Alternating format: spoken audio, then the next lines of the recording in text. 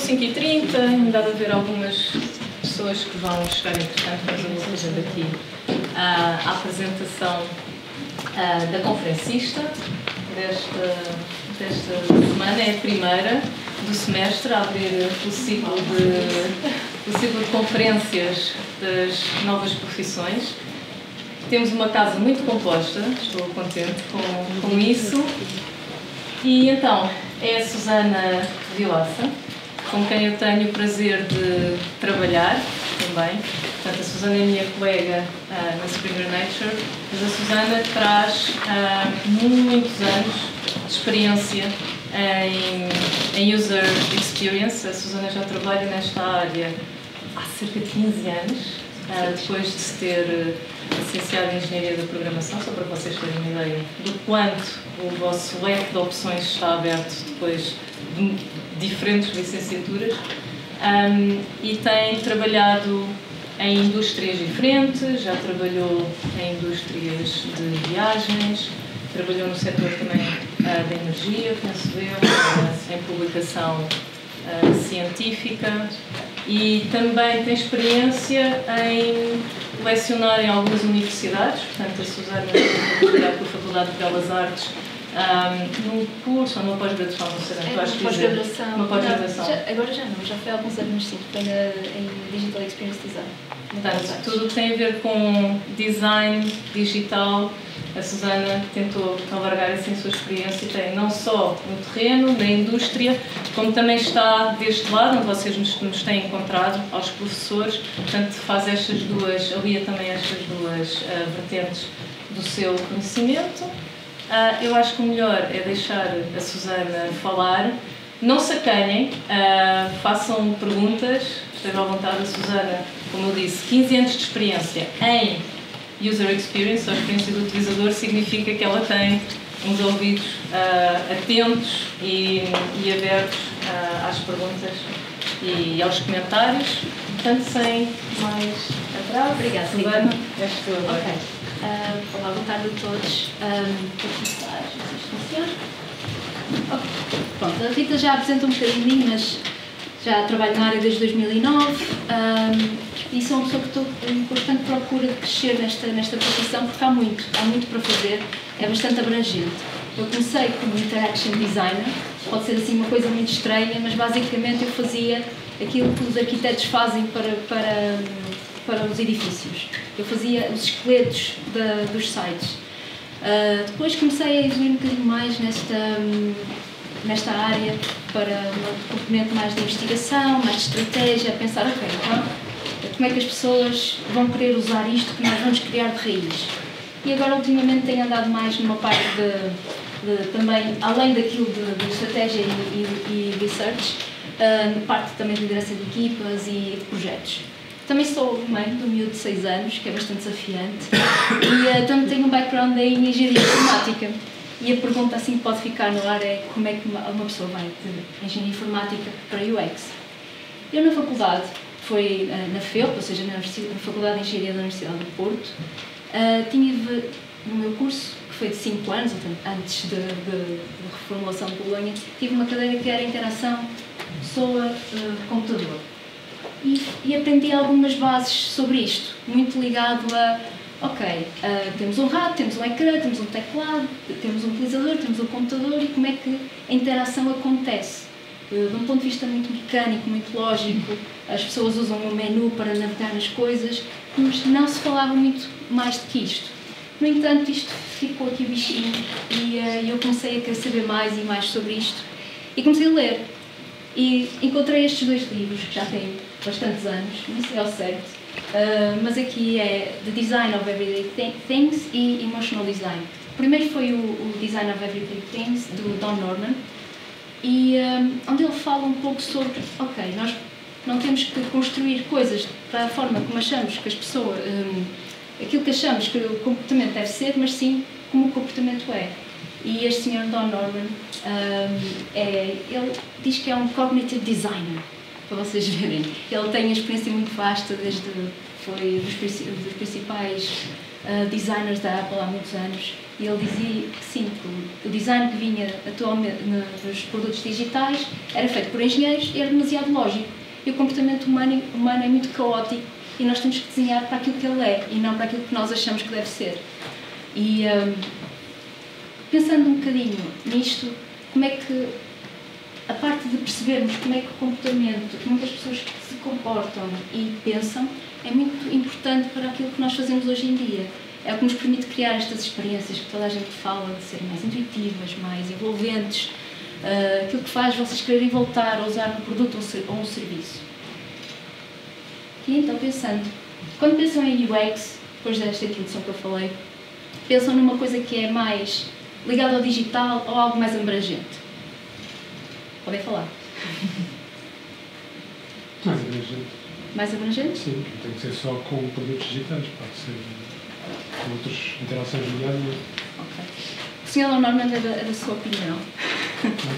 Embora, e eu vou passar o vídeo, embora hoje em dia o termo UX seja muito usado para o digital e foi criada uma data de outros nomes, que no fundo tem aqui muitos overlaps que fazem a mesma coisa. Foi criado o termo Service Designer, UX Designer, UI Designer.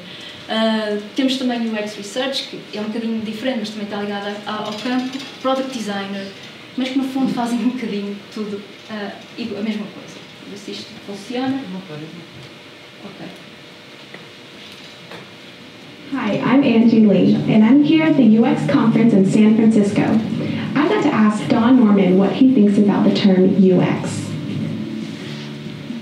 Once upon a time, a very long time ago, I was at Apple.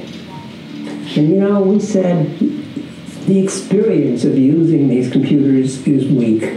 The experience, when you first discover it, when you see it in the store, when you buy it, when you can't fit it into the car, it's in this great big box, it doesn't fit into the car. When you finally do get it home, you open the box up and, it looks scary, I don't know if I dare put this computer together. All of that is user experience. It's everything that touches upon your experience with the product, and it may not even be near the product, or maybe you're telling somebody else about it. That's what we meant when we devised the term user experience and set up what we call the User Experience Architect's Office at Apple to try to enhance things. Now, Apple was already pretty good, so we were starting with a good product, making it even better.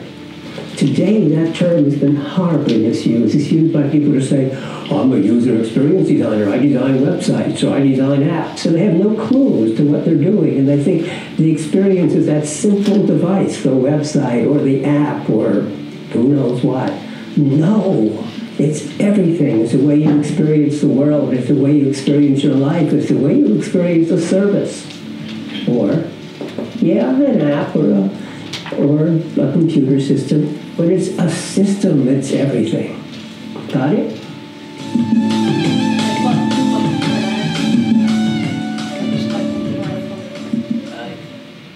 Ok, pronto. Hoje eu vou focar muito na parte digital do UX. Trouxe aqui alguns exemplos para perceberem como é que ciências cognitivas e UX trabalham em conjunto. E vou-me focar muito em exemplos do digital.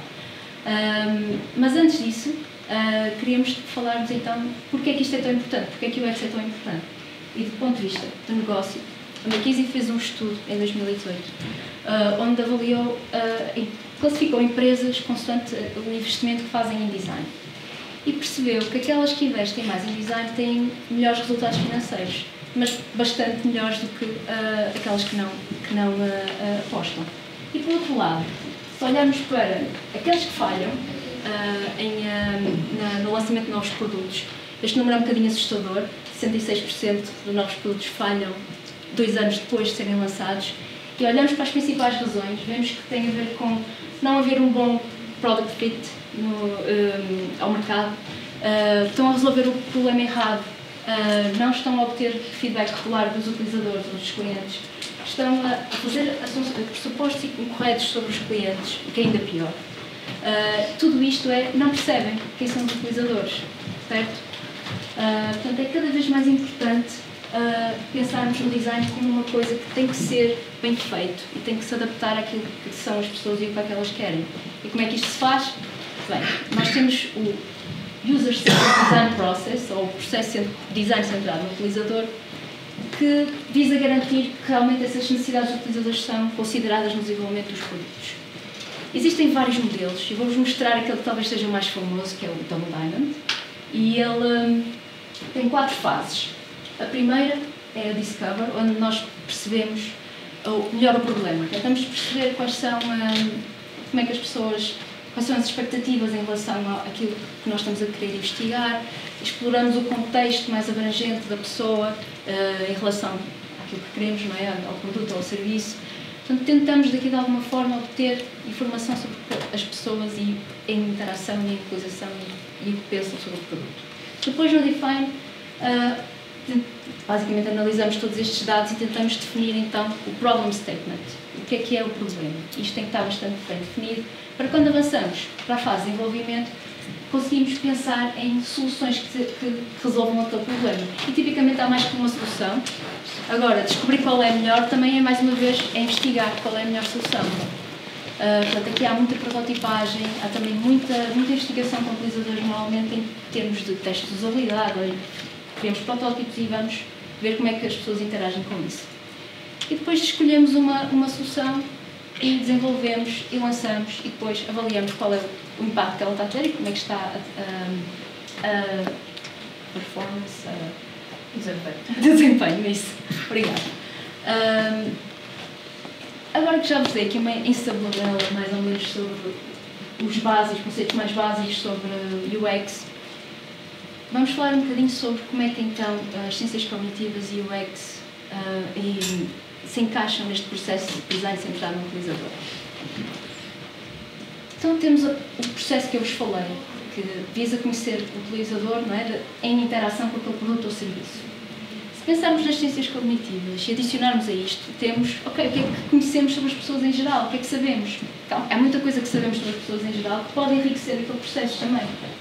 E se juntarmos isso, podemos construir experiências ainda melhores, mais úteis e que realmente envolvam as pessoas. Portanto, vemos as ciências cognitivas como algo que melhora no processo atual de design.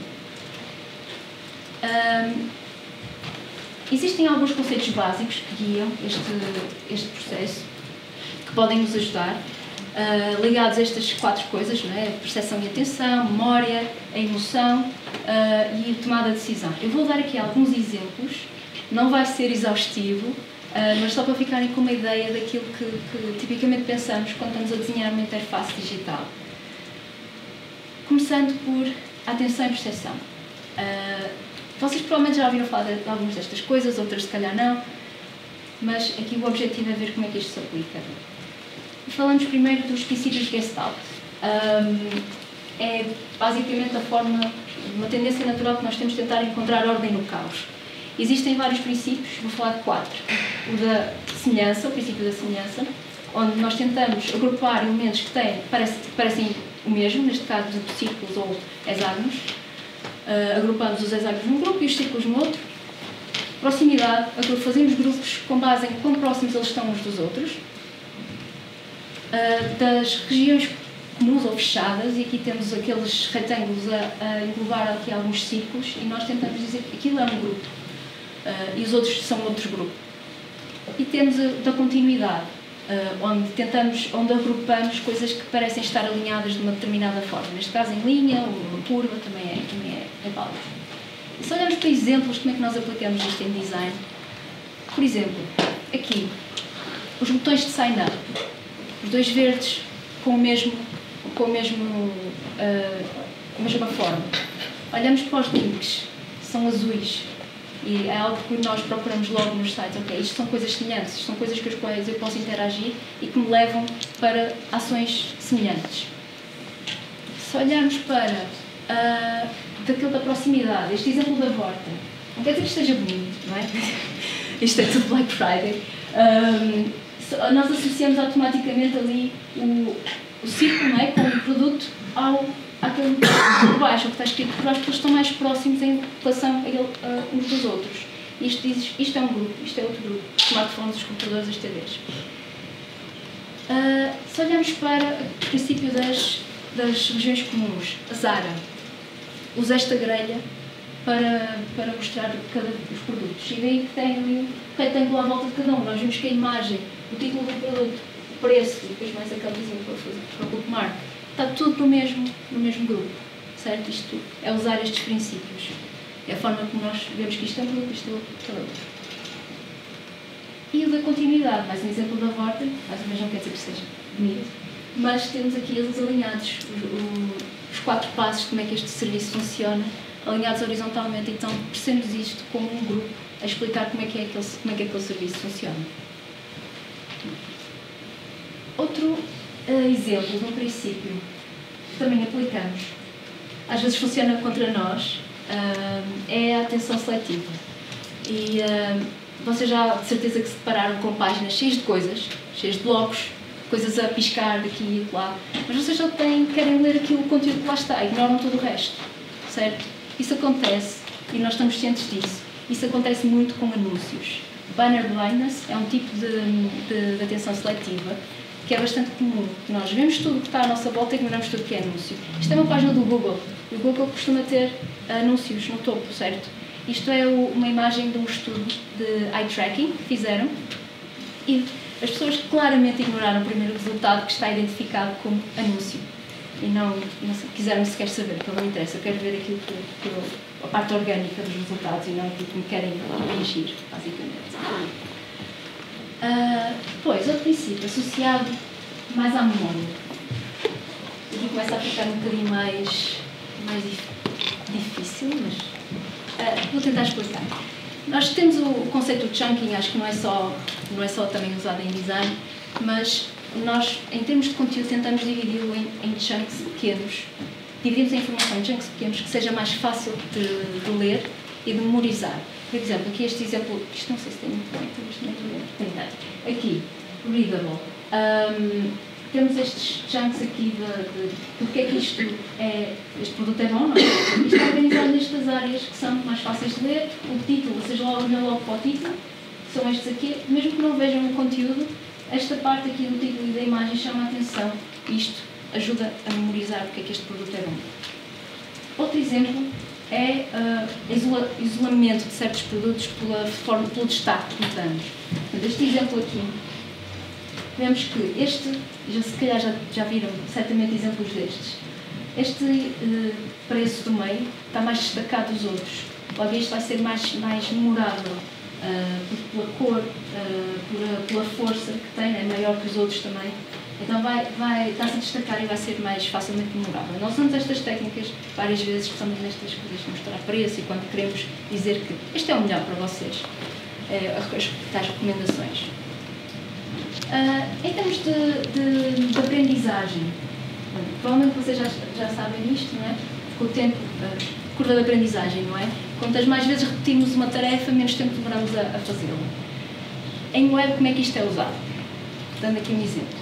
O que é que vocês veem de semelhante nestes cabeçalhos de sites de bancos? Iniciação. Como? Iniciação. Não percebi. Iniciar a sessão. Iniciar a sessão? Sim, aqui. Ok. Este. O login, não é? Sim. Abrir a conta.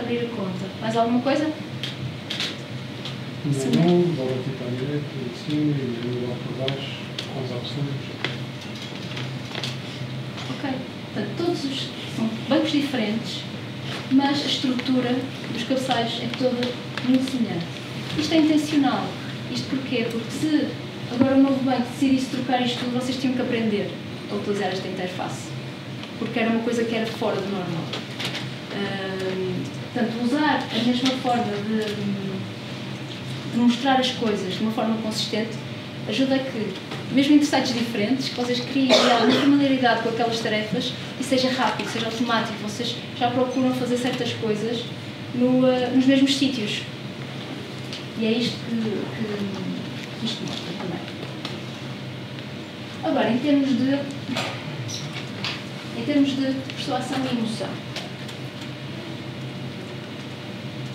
alguns exemplos são o social proof. Não sei muito bem como traduzir este, mas basicamente é quando nós não temos certeza daquilo que queremos fazer, procuramos por inspiração naquilo que os outros nos comportamentos dos outros, basicamente. Isto consegue-se ver quando, por exemplo, aqui, quando aqui no Facebook esta marca mostra, por exemplo, quantas pessoas gostam desta marca no Facebook, quantas pessoas estão a seguir. E isto mostra, ok, muita gente gosta desta marca, segue esta marca. Ou então, quando estamos à procura de um produto, não temos certeza, escolho o A ou o B. Vocês olham para os customer reviews e veem, ok, este tem uma melhor avaliação, isso pode ser um fator decisivo. Ou então, em certos serviços, ter testemunhos também pode ser algo que ajuda as pessoas a tomar uma certa decisão.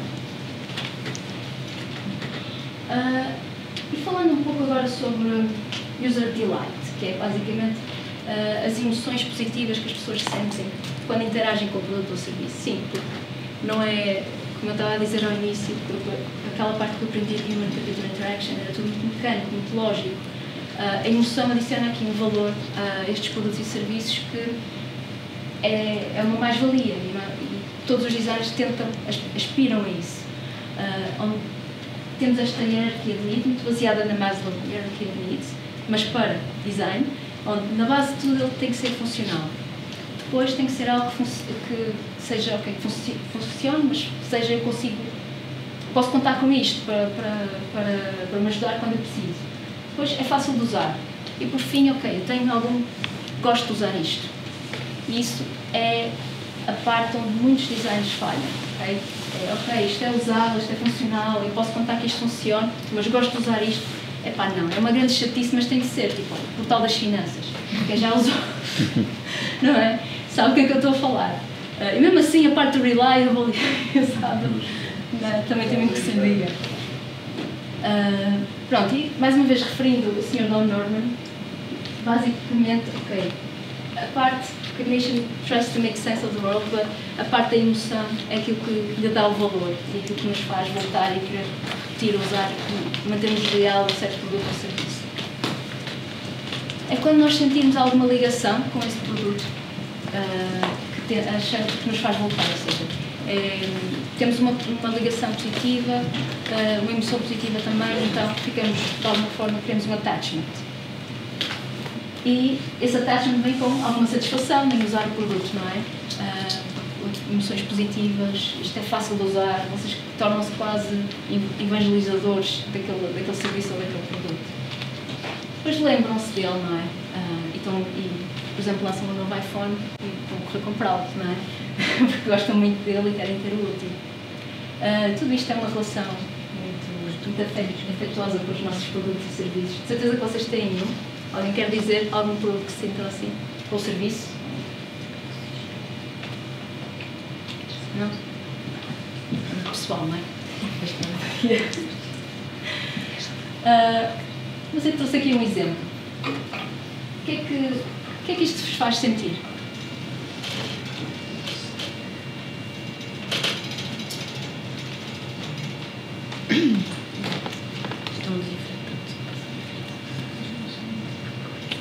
Não. Vocês ficaram voluntários.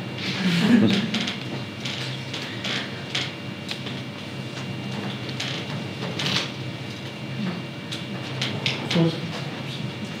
Força? E o que é que transmite essa força?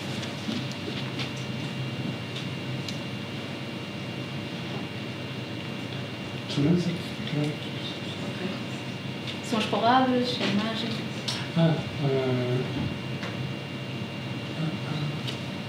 Aqui tem que ser em conjunto. As duas coisas? Porque o significado que traz, a força pode vir da imagem, mas o significado que vem das palavras. Sim, ajuda, complementam-se, não é? Mais alguma coisa? Além da segurança? Não sei o que a Lysol incluía todo este género. Sim, isto foi. A Lysol associou-se aqui a. Isto era um filme. Eles patrocinaram e fizeram um documentário, exibiram um documentário. E eles eram patrocinador. Basicamente, isto. Se as pessoas sentirem mais ou menos que é segurança, transmite tanto por aquilo que está dito e pela imagem, basicamente isto não é por acaso. Se fosse outras cores, outra imagem, outro copy, provavelmente não sentiam isto. Mesmo, por exemplo, se mudássemos só o copy, se calhar ia ser um bocadinho diferente. Portanto, as emoções conseguimos trazer isso ao de cima no design com a utilização de cor. Aqui o preto é uma cor muito séria, muito forte também, traz ali uma segurança. A imagem em si, a posição da pessoa principalmente, os animais que são grandes, não é? Que estão ali numa posição também protetora, não é? E depois o copy, protect like a mother. E tudo isto já tem algum sentido, não é? Além das palavras, sabemos que as mães são muito protetoras, não é? E as palavras ajudam a criar uma sensação de segurança.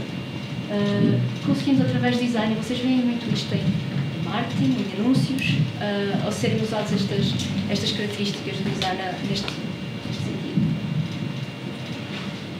Depois temos a parte de tomada de decisão, que é talvez o grande objetivo de tudo o que é produto digital hoje em dia, é influenciar as pessoas a fazer alguma coisa.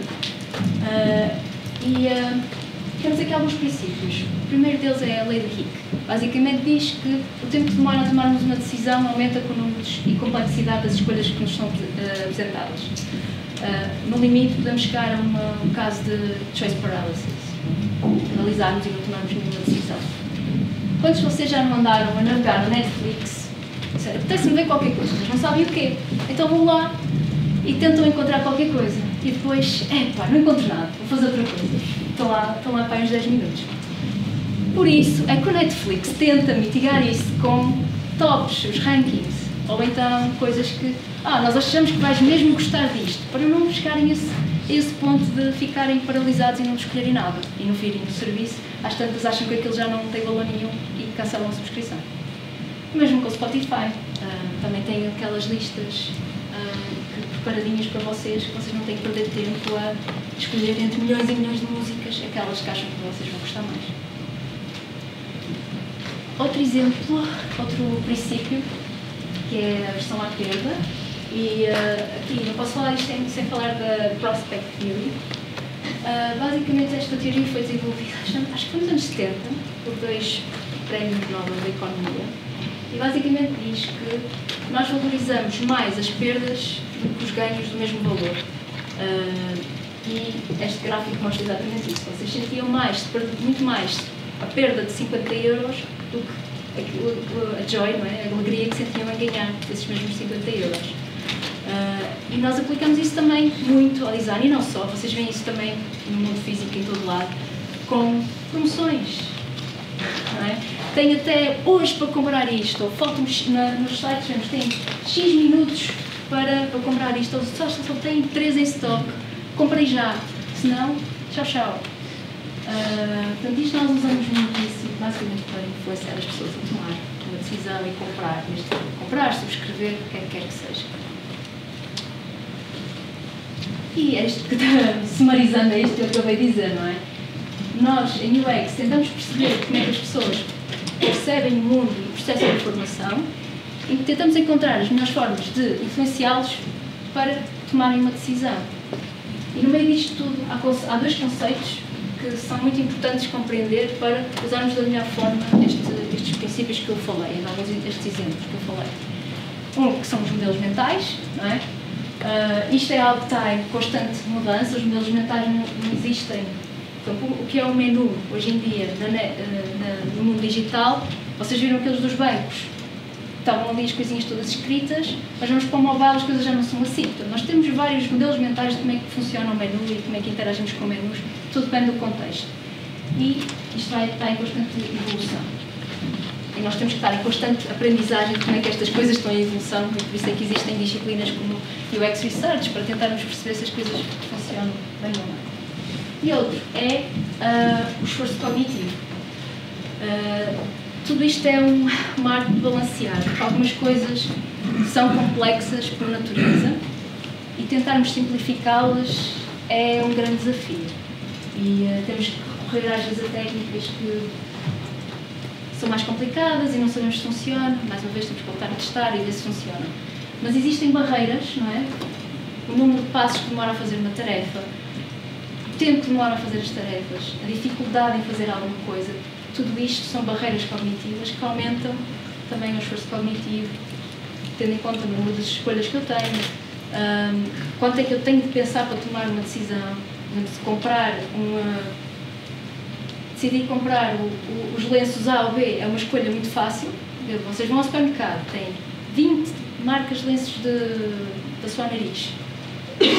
Escolhem um mais barato, está feito, é tudo igual, não é? Agora, comprar um carro, um bocadinho mais difícil, não é? Mais pensamento, demora mais tempo, é mais complexo, precisam de mais informação. Porque é uma compra maior, tem mais risco. E depois há ali alguma confusão, às vezes não somos muito claros naquilo que queremos vender e as pessoas ficam confusas. E tudo isso gera esforço cognitivo. E o grande objetivo é minimizarmos isto. Não conseguimos pô-lo a zero, é impossível, mas conseguimos minimizá-lo. Ok. Antes de avançar, vocês têm alguma pergunta que queiram fazer? Não sei se podia dar mais exemplos de como é que isto é usado para a experiência do utilizador já depois de adquirir o serviço. Acho que muitos destes exemplos eram para levar a pessoa a tomar decisão, ir para o banco, comprar, mas depois imagino que sejam os mesmos princípios. Pronto, mas, e também qual é o incentivo para isso, tendo em conta que a pessoa já é cliente, mas já não fizeram só uma decisão. Sim. Depois dependendo do serviço que temos, não é? Se estamos a falar de um banco, tem muito a ver depois com o produto em si, com o conteúdo em si, se estou satisfeito ou não com o customer service, não é? Se gosto das condições do produto ou do serviço. Por isso a empresa tem que apostar muito naquilo que vendeu, no produto, não é? Então passa menos a ser na interface e mais aquilo que vocês estão a usar. Se o que estão a usar a interface, por exemplo, o caso do Netflix ou do Spotify, aí sim tem muito a ver com a usabilidade do produto, mas mesmo assim, se não tiver lá músicas que tu gostas de ouvir, também não vale nada, não é? Portanto, há aqui um equilíbrio muito grande entre, ok, é bom ter uma boa experiência do utilizador, mas se o produto não é bom, também não adianta, não é? Não sei se respondi. Depois podemos ver mais exemplos. Mais alguma pergunta? Ok, então eu vou falar agora um bocadinho sobre o futuro, porque mostrei aqui muita coisa sobre que era ligada à web, não é? Depois eu não mostrei nada de mobile, mas o mobile também já é a mesma coisa, já é business as usual, certo? Já não há nada de novo aí. Agora, quando falamos em novas tecnologias, temos o caso dos wearables, não é? Os relógios também já estão aqui há algum tempo, mas há outros exemplos que estão a surgir. E nós temos de estar em constante aprendizagem, como é que as pessoas estão a usar isto, como é que a tecnologia está a evoluir também, que cria novos desafios em termos de experiência e tentar perceber como é que podemos criar essas interfaces para como as pessoas estão à espera que as coisas funcionem e como é que podemos adaptar essas tecnologias da melhor forma possível. Quando pensamos, já falei nos relógios, já falei nos mobiles, mas temos também outras coisas, os famosos VRs, aqueles óculos que até agora não deram um grande resultado, muito também porque são caros, não é? Mas porque são coisas que se calhar ainda não está na altura certa, ou se calhar o produto ainda não está bem desenvolvido, precisa de mais investimento. Mas não sei se vocês viram na altura aqueles vídeos da Apple a mostrar o produto deles, a forma como as pessoas interagiam com o produto. Era uma forma bastante diferente daquilo que nós temos rato, ou mesmo assim, quando temos que carregar em alguma coisa ali, não temos que carregar em nada. Já existe a roupa smart clothing, já existe smart jewelry também. Os dispositivos médicos também são algo que está em grande desenvolvimento em termos de... Já não é só o médico, é uma coisa que, por exemplo, o implante do coração não é só uma coisa que está lá, é uma coisa que se pode ligar ao telemóvel e vocês podem ter dados em tempo real, como é que as coisas estão. Portanto, tudo isto é, ok, quais são as expectativas e as necessidades das pessoas a usarem este tipo de tecnologia? Que modelos mentais estão a ser criados? O que existe hoje em dia? Que expectativas é que têm e como é que podemos desenhar para isto? Depois, como é que podemos minimizar algumas barreiras cognitivas que são criadas? Como eu disse, algumas destas barreiras são muito também geradas porque a tecnologia às vezes ainda não está lá, ainda não permite desenvolver melhor e mais e melhor. Mas isto está a ser desenvolvido a um ritmo alucinante e a parte UX tem que keep up, não é? Manter-se a par do que está a ser feito para também conseguir criar estas experiências à medida que as coisas vão saindo, para os primeiros produtos que saiam não sejam aqueles primeiros que o primeiro sistema operativo, que era mecânico, criado por engenheiros, não é? E eu falo contra mim, porque eu sou engenheiro.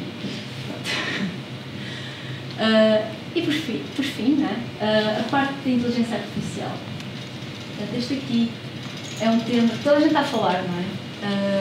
Quanto a mim, gera mais perguntas do que respostas, não é? Eu uso bastante, hoje em dia, o ChatGPT para me ajudar no meu trabalho. E é útil, embora não seja perfeito, não é? Mas ninguém é, não é? E ele dizer ninguém é, eu estou a dar aqui uma conotação muito pessoal à inteligência artificial, muito humana, não é? E a forma como nós interagimos com a AI está-se a revelar que é sim, é um bocadinho diferente. Nós interagimos com o telemóvel é uma coisa, mas interagimos com o ChatGPT é uma pessoa que está ali, talvez, não é? Até porque há relatos de pessoas a dizer que têm conversas com chatbots e que os chatbots disseram que os amavam. Ou então mostraram sentimentos. Eu acho que ele tem sentimentos, aquele chatbot. Ou então, por exemplo, a Meta, que é a empresa-mãe do Facebook, está a criar personagens com base em celebridades, mas são AI, são virtuais, com que as pessoas podem ir lá ser amigas dessas pessoas, interagir com essas personagens virtuais. Portanto, é uma componente um bocadinho diferente que se está a dar às interfaces digitais com a vida do AI, que é mais humana, mais pessoal. Mas se é este o caminho, não sei. Há algumas coisas que... Há um caso interessante, eu vou passar um vídeo de um bot que foi desenvolvido nos anos 60, que era a Eliza. E, já viste, a Eliza achava que aquilo era um psicoterapista. Sim, de psicoterapia, mas na verdade era só um algoritmo lógico que devolvia aquilo que as pessoas diziam. As pessoas diziam, estou muito triste. A Eliza pegava na palavra triste e dizia, e porquê que estás triste? E pronto, era uma conversa assim. E foi bastante giro. Eu vou mostrar aqui.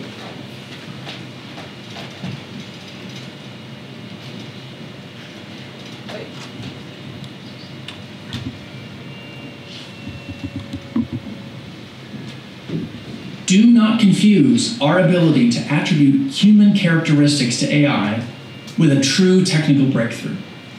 A mock virtual psychotherapist named Eliza is a valuable lesson to contextualize the current AI boom. Eliza was a deceptively simple bot developed by Joseph Weizenbaum in the 1960s. Eliza, just a couple lines of code, would take the position of a text-based therapist. It would ask, "Is something troubling you?" After which it would identify a keyword in the user's response, "I'm feeling sad," and repeat it back as a question. "Is it important that you're feeling sad?" When it couldn't identify a keyword, it would simply say, "Please go on," or "Tell me more." This simple piece of logic led Eliza's users to divulge deep secrets to this virtual psychotherapist. Users seemed eager to attribute care and attention to a few short lines of code. Eliza listened. Eliza understood. But Eliza doesn't really understand. Eliza is less than human, less than a parrot even. Users are just fascinated to see aspects of themselves mirrored back to them. Humans do a lot of the legwork to make a chatbot feel human. It says more about the human ability to anthropomorphize than the technology's ability to be truly human.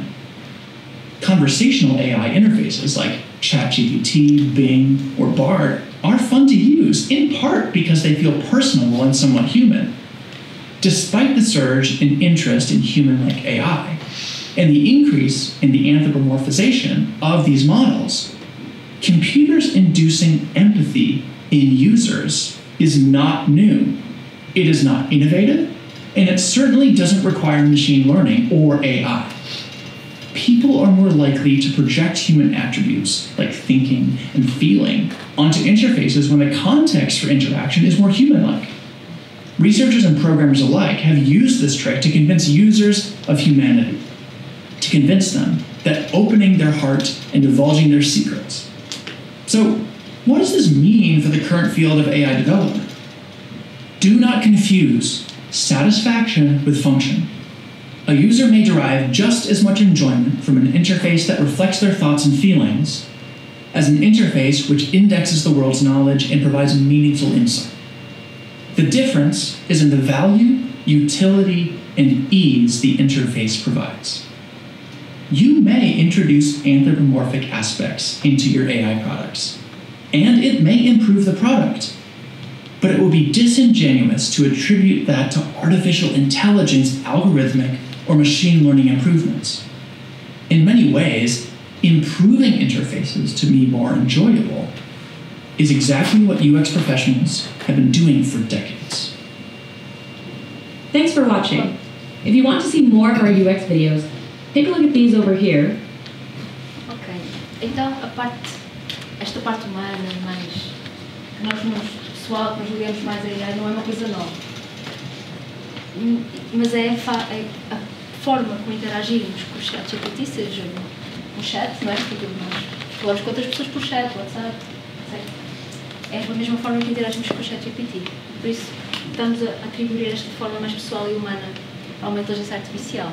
Mas, de facto, nós usamos a inteligência artificial nas nossas vidas de outras formas que nós nem nos apercebemos.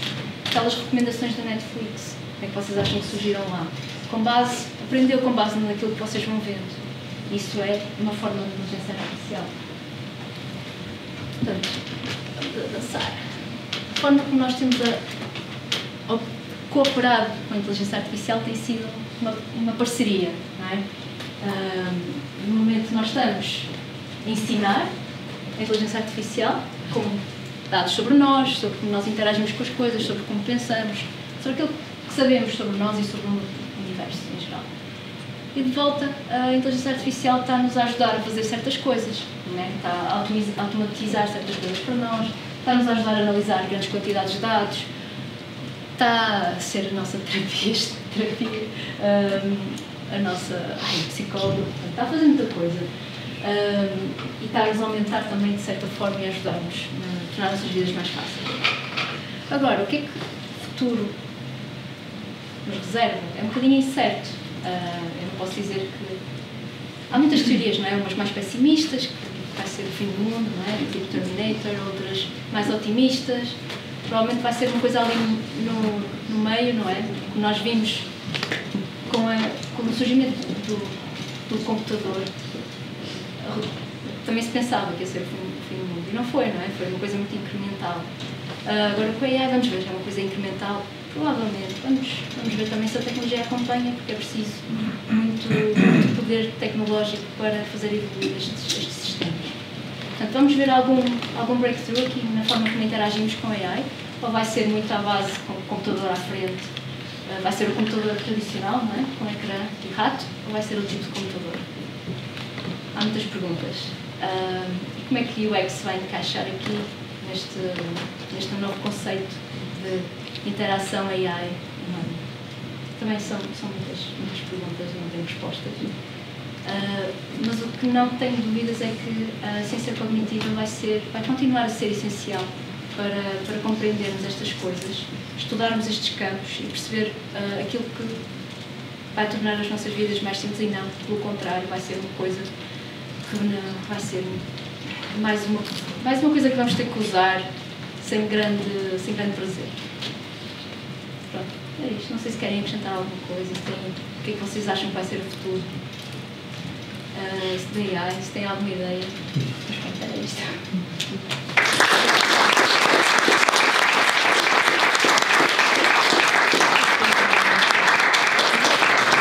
Muito obrigada, Susana. Agora estão abertas as perguntas e respostas, por favor. Sim. Eu queria aproveitar. Obrigado, para já. Gostei bastante. Queria aproveitar esta coisa do AI para fazer uma pergunta que me lembrei no início da sua apresentação. Falou em desenvolver linguagens e falou que nós temos, e disse que nós tínhamos já uma série de modelos. Temos o modelo do menu, do file, do edit, não sei quantas. Temos o modelo do hambúrguer menu quando estamos nos telemóveis. Depois temos as pessoas que usam iPhones e as pessoas que usam Android, que têm uns modelos ligeiramente diferentes, mas têm alguma coisa partilhada. Aproveitando esta coisa do AI que está a surgir agora, que há uma série de outros modelos que agora aparecem nas interfaces que nós utilizamos, tanto do Claude, como do Gemini, como dos outros modelos todos. Quanto do trabalho de um UX Researcher pode ser ajudar de uma forma intencional a desenvolver estes modelos e a treinar utilizadores versus simplesmente verificar que estes modelos acontecem e utilizar as melhores práticas? É assim, eu acho que há muito trabalho que precisa ser feito em termos de prompt engineering. É demasiado complexo. Já se trata de si próprio, sim, mas é a forma como interagimos, como atualmente com os chatbots, não é? Então, se calhar não percebi a pergunta. A questão do AI é só porque é uma coisa que está nova, sim, está a surgir agora e acho que é uma oportunidade boa. A pergunta era sobre o trabalho de um UX Researcher, sim, ou de um UX Designer. Quanto desse trabalho é realmente intencional em termos de, ok, vou agora desenvolver uma linguagem e vou levar os utilizadores passo a passo a perceber, a definir, programar é a arte de criarmos um vocabulário com o nosso computador. E assim, eu sei o que é que eu quero dizer quando digo X e ele também, sim, sabe. Este é um back and forward que acontece com os utilizadores por parte de quem providencia um serviço seja qual for. Quanto disto é que é intencional e quanto disto é que é simplesmente casual e um bocado caótico? Vamos ver o que é que acomoda e quais são as coisas que fazem ressonância com as pessoas. Os melhores designers são intencionais naquilo que fazem. Por isso posso dizer, podem não saber tudo, sobretudo sobre estas partes, mas têm muita experiência e fazem as coisas e sabem como é que as pessoas interagem com os menus, com isto tudo, e fazem de uma forma intencional. Isso não tenho dúvida. E os designers têm muita formação também a nível da tipografia, utilização de cor. E não é só o trabalho de um designer. Tipicamente, desenvolver uma interface, um produto, é um trabalho de equipa, não é? Há designers, há researchers, há developers, há copywriters, há uma de gente, basicamente. E é a junção destas pessoas todas que leva ao desenvolvimento do produto. E os melhores são aqueles que realmente fazem isto de forma intencional, têm um claro objetivo e aplicam esse objetivo em tudo, no design, na forma como as coisas funcionam, etc. Depois há aqueles que não é tão intencional, não é? Há uns que têm sorte, também não vou dizer que não. Mas depois há aqueles que realmente são fracos, não é? Que nós vemos que, ok, isto podia ser melhor, em que realmente ou foi feito por um junior designer que ainda não tem muita experiência, ou por alguém que não... Ou foi, basicamente, às vezes pode ser o design by committee, que o CEO estava a dizer eu quero aquilo amarelo. E pronto. E vai amarelo. Se eu posso acrescentar uma resposta, eu acho complementar o que a Cassandra está a dizer, intencionalmente nós queremos fazer muita coisa. Pois, às vezes não conseguimos. Nós queremos mesmo desenvolver modelos que sejam menos enviesados. Por exemplo, nós até sabemos, se calhar temos que estudar isto um bocadinho ainda mais atrás porque queremos reduzir enviesamentos, etc. No mundo profissional, é um equilíbrio mesmo, estar lá na indústria, isto agora só porque estamos a falar também aqui do equilíbrio entre aquilo que nós trazemos, a nossa parte de investigação, mas depois vamos para a prática. Há muitos requisitos que nos são impostos e tem que ser rápido e nós tentamos ir pelas melhores práticas, que era aquilo que tu estavas a falar, mas eu acho que há sempre uma componente dentro da nossa atuação que sim, que é intencional e depois vais lá, se tiver sorte, vais conseguindo modificar algumas coisas, mas o intencional está lá, às vezes não somos capazes de o fazer porque não temos essa liberdade. Mais questões? Falar nisso que a Rita acabou de dizer, de ter que ser rápido e também em relação ao que podem fazer da relação com o futuro. Eu sei que a tua apresentação não foi tanto em UX Research, mas agora que me estava a falar isso, queria saber qual era a tua visão das plataformas novas que existem hoje em dia, de se fazer UX Research quase com utilizadores, os chamados synthetic users, não é? Que são fazer essa investigação não necessariamente com utilizadores, mas quase com modelos, quase como se fosse ChatGPT, mas de uma forma diferente. Queria perceber, pronto, queria ouvir a tua opinião, o que achas em relação a fazer esse tipo de investigação, se achas que estamos a perder um bocado a lógica de realmente falar com utilizadores reais versus sintéticos. Não sei se tens alguma coisa. Sim, já pensei um bocadinho sobre isso. Eu acho que tenho que experimentar mais, para ser a verdade. Mas a minha impressão inicial é que depende muito também de quais são as tuas research questions, certo? Se tu queres saber mais sobre comportamentos, os synthetic users não é o ideal, porque não tem comportamento, não é? Aquilo é com base naquilo que as pessoas dizem, não é muito reliable. Se queres ver aquilo que as pessoas dizem de uma forma geral, pode estar ali algum insight, sim, pode ser útil, mas pode ser útil em alguns casos, outros não, diria eu. E tem a questão da confiança ainda, a meu ver, ou seja, eu não me sinto confiante em confiar 100% naquilo que me estão a dizer. Sinto sempre a necessidade, tenho que verificar se isto é mesmo verdade ou não. Mas pode servir como base quase inicial para a pessoa testar várias ideias e depois, quando a validação, então... Sim, isso pode, sem dúvida, sim. Um pouco como, às vezes, o ChatGPT, não é? Pode dar ali umas luzes iniciais e depois vais fazendo pesquisa mais detalhada. Por isso não nos limita quando queremos fazer alguma coisa diferente. Porque normalmente esses modelos baseiam-se em pré-aprendizagem, que é o que está, Sim. que é o que existe. Sim. E se tivermos fazer algo diferente e testar algo diferente, corremos o risco de ser mal avaliado, porque está a basear-se em aprendizagem já sobre como se funciona atualmente. Sim, e depois depende da informação que existe sobre determinado campo também, não precisa ser uma coisa diferente. Se tu queres fazer pesquisa sobre uma coisa muito específica que só um grupo de pessoas muito pequeno usa, não vão haver dados suficientes para te darem resultados. Há bocado a responder, ia pegar no tema do próprio engenharia e relacionar isso com o UX e UI. Ia dar algum seguimento? Sim. Porque eu fiquei curioso. Eu acho que aí, prompt engineering é demasiado complexo, não é? Mas aí eu acho que tem a ver com a interface em si. Hoje em dia estamos muito limitados ao quê? Ao chat, interagir com a forma que é o chat.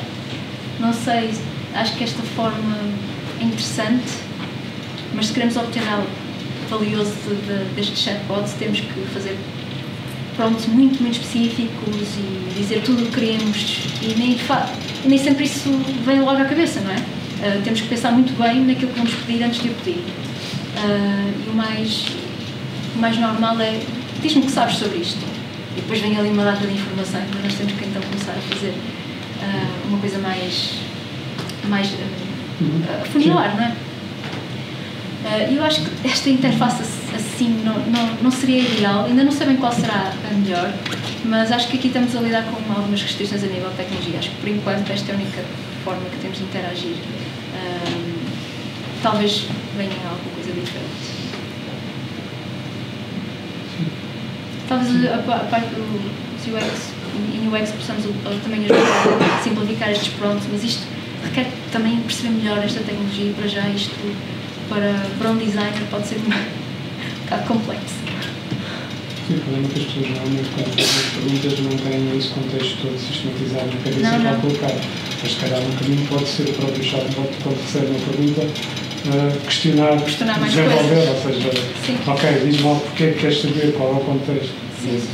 Já há dois approaches específicos para isto.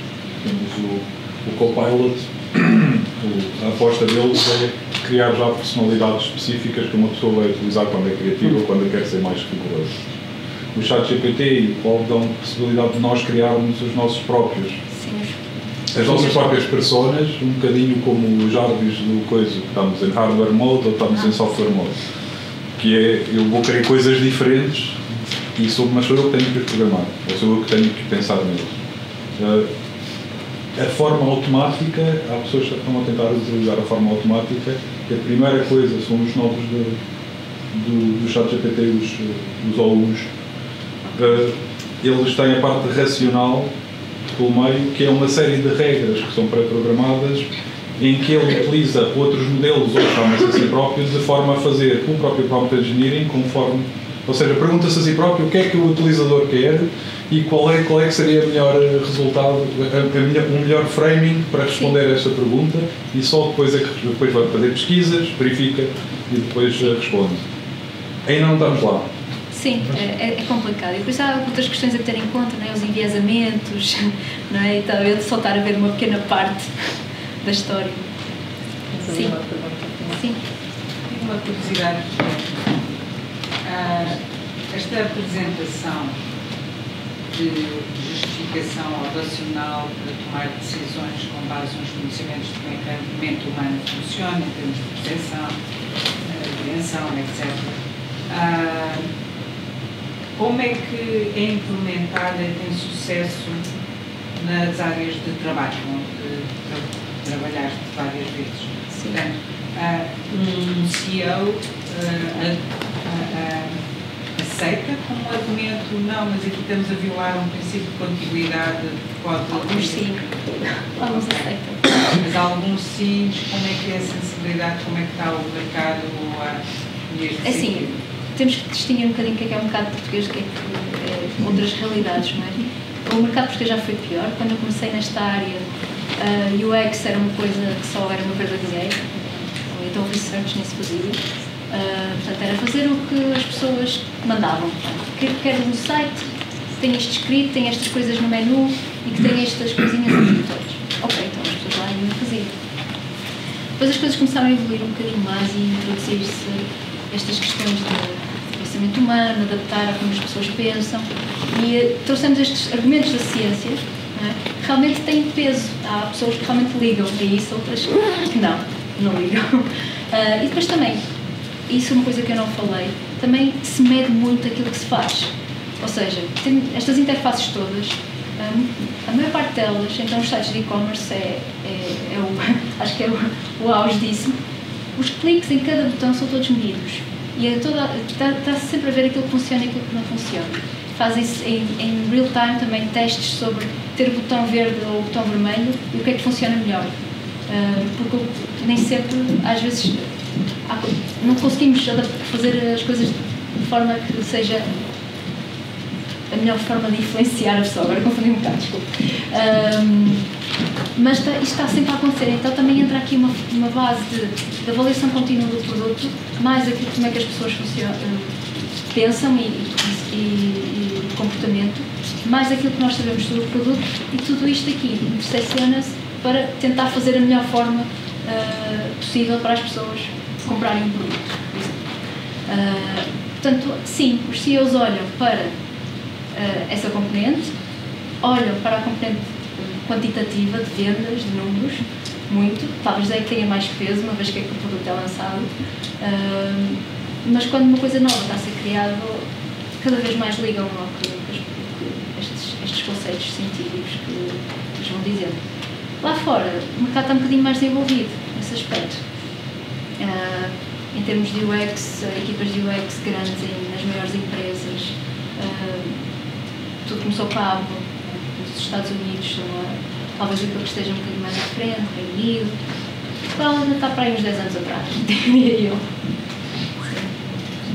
Se eu puder complementar isto para também fazer a passagem para aquelas coisas que nós andamos a estudar aqui na licenciatura, e vocês veem estas palavras que a Susana usou de há métricas, é tudo medido, e quando nós estamos a fazer os estudos que vocês fazem nos trabalhos, as experiências, ou os inquéritos, ou contestar uma hipótese, etc., aquela ideia toda de operacionalizarem as variáveis e as dependentes, são estas medidas que a Susana está aqui a falar. Nós achamos que se o botão for verde vai ter mais cliques. Sim. Okay? E isto é a métrica que vos permite fazer o argumento, no nosso caso com os nossos CEOs ou com o chefe de produto ou o que for. Portanto, e isto, eu queria fazer esta passagem aqui porque é aí que vocês conseguem encontrar a base da ciência cognitiva e tudo aquilo que têm andado aqui a falar, em específico no que a Susana falou sobre processos cognitivos, princípios da cognição e do comportamento, e das metodologias de investigação, porque eu trazia também um bocadinho o início da apresentação da Susana e aquele modelo, o Double Diamond, e vocês, se acompanharam a Susana, e se tiverem questões sobre isso também podem colocar agora, vocês veem que era, qual foi a coisa mais importante que a Susana disse que foi, que era, a coisa mais importante era o quê? Lembram-se? Naquele modelo que ela apresentou? A definição do problema.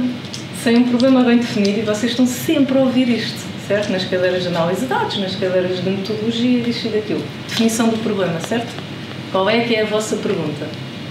como é que nós vamos buscar dados para suportar o nosso argumento. Ok? E isto está tudo presente naquilo que a Susana partilhou aqui, portanto, se tiverem também questões sobre como é que isso depois na prática funciona, que é a ocasião ideal. Ou outra coisa, não precisam falar sobre isto, podem perguntar tudo aquilo que for a vossa curiosidade. Bem, nem tudo. Nem tudo. Mas mais questões, ainda temos aqui 2 minutos, assim, 3 minutos, 5 minutos, para depois fecharmos.